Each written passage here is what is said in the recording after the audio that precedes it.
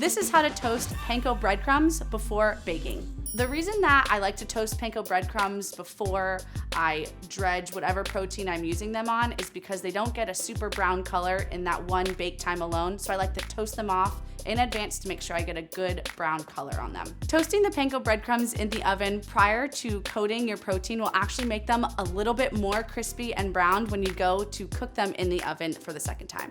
When you're toasting the panko breadcrumbs in advance, you wanna make sure it's in a super flat layer so all of the breadcrumbs get toasted brown. Now I'm gonna grab a cooking oil.